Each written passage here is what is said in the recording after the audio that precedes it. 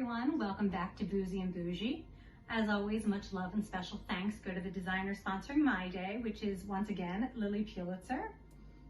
And you know, she just unveiled her new summer dress collection, so hot off the runway I bring you her roomy wrap dress.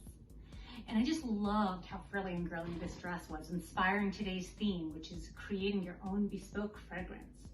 Now, obviously, there are many options from which to choose, but for the purpose of today's show, I'm going to focus solely on the very boozy Jo Malone. We'll chat everything from fragrance families to fragrance layering and fragrance strategies, but first, a cocktail and a giveaway. So without further ado, the winner of last week's Friday giveaway, a $25 Marshall's gift card is, and I hope I pronounce this correctly, Gloria Santavasci Robinson.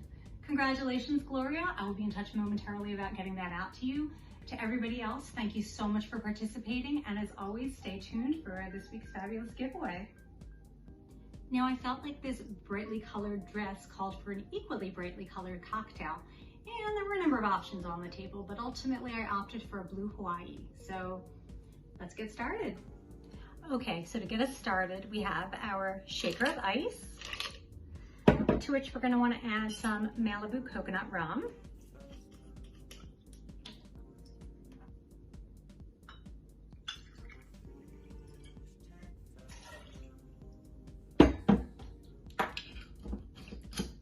And the blue Hawaii doesn't get its name for nothing.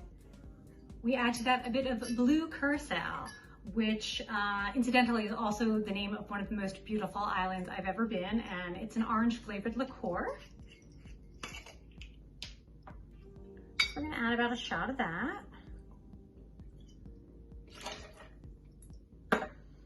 And then typically we mix with pineapple juice, but because Lexi always mixes it up, we're gonna use a little orange pineapple juice today.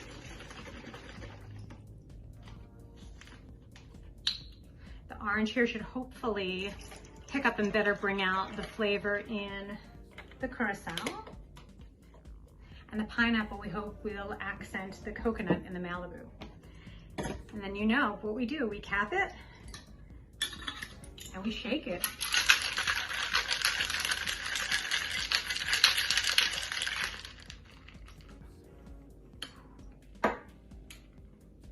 Look at this. Is this a cocktail, people, or what? I don't know about you, but I'm ready to go and island hop. Mahalo, friends. Yeah, that's the stuff. So welcome to my world of Jo Malone. This is by no means exhaustive of her collection, but perhaps you can tell by sheer volume of my cachet just how much a fan I am of hers. Mixing traditional scents like nectarine blossom and honey, wild bluebell, and English pear and freesia, with more limited edition fragrances like star magnolia, vintage gardenia, and plum blossom. She has something for every olfactory preference. Now, all of her perfumes are gorgeously outfitted in these cream and black boxes, and then they're hand packaged with black bows, sprayed and scented tissue paper, and of course, several small sample sizes for fragrance layering, which we'll get to later.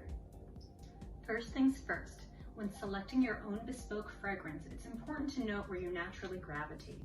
And to that end, Jo Malone has organized her perfumes into 6 fragrance families: citrus, fruity, floral, light floral, and not pictured here, her woody stuff like wood sage and sea salt and her 154 perfume, and spicy like her blue agave and cacao or her intense amber.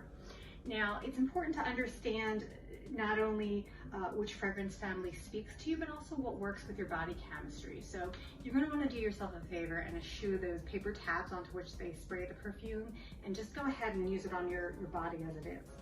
Now, as you can see, I've grouped my perfumes according to the 6 families. In case you're wondering, this extra 1 is because these perfumes skew between floral and fruity. And as you can probably tell, I sort of naturally skew floral. But But I think the most interesting, wonderful thing about the Jo Malone colognes is that she actually combines her fragrances to incorporate 3 different notes for a very complex flavoring. So take, for instance, her Poppy and Barley perfume from the Floral family. It starts with a top note of black currant for sort of a crisp edge. It gravitates to heart notes of poppy for that fresh and floral facet. And on the bottom notes, you have barley for that more cereal, musky tone. Now, if we come over here and look at something like her English Pear and Freesia from the Fruity family, it has top notes of ripe pears, Italian lemons, bergamot. It graduates to heart notes of freesia, rose, and amber, and a bottom note of patchouli and for musky, woody tone. So you can start to see how each of these colognes is extraordinarily complex, offering a unique lure. Now, most folks are purists when it comes to perfumes or colognes, spraying only one on at a time. What makes Jo Malone so fabulous is that she takes this notion and turns it on its head with something known as fragrance layering. I cannot tell you guys the sheer brilliance of this as a marketing strategy alone, because now you're going to want to buy all of the perfumes because you can and are even recommended to wear multiple fragrances on top of one another. So in case you're new to this idea of fragrance layering, I'm going to talk you through some basic tips and tricks of the trade. Number 1, spray stronger scents on first. Stronger scents tend to be stronger for a reason, and that's that they linger. So keep in mind that if you put this on first, it'll give it a little bit of time to simmer out and work a little bit more nicely with some of the other fragrances. Number 2, keep in mind the notes of your fragrance. Remember we talked about a top note, a heart note, and a base note?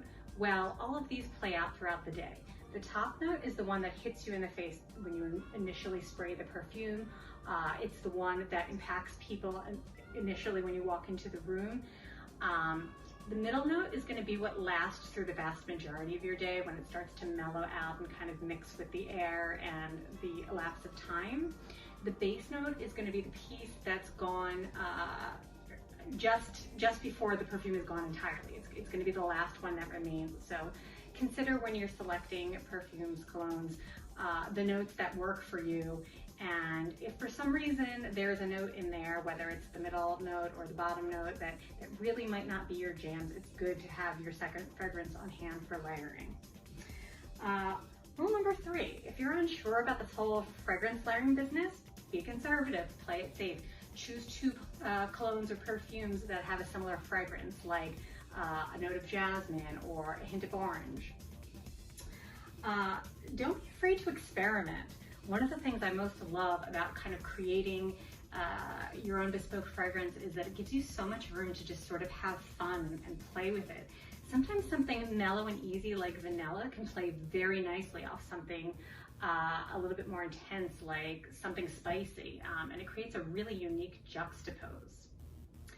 Rule number 5, layering doesn't have to apply exclusively to colognes or perfumes. I bet you didn't even realize, but it starts the moment you get out of the shower. Whatever you've used, your soap, if it has any sort of fragrance to it, your body wash, that's already started to create a scent. So if you're not the person who wants to spray overwhelming amounts of perfume on yourself, not to worry. You can make this work with a body wash and a perfume, or a body wash and a body lotion and a perfume. It's up to you. And rule number 6, have fun. There are no rules. The more fun you have, the more room there is for creative expression, and the more likely you are to stumble upon that bespoke fragrance that works for you. Now, Nina Garcia, editor-in-chief at Mary Claire and Elle magazines and Project Runway judge, would suggest you never stray from your signature fragrance because, God forbid, you happen to run across your ex. The scent of that intoxicatingly heady perfume that you wore when you were with him will linger on his mind long after you've gone.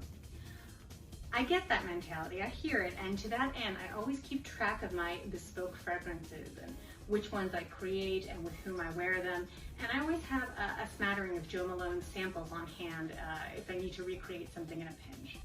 But after that, I want to have fun and mix it up, and I'm going to encourage you to do the same. So to get you started, I'm going to show you some of my favorite combinations and talk you through them.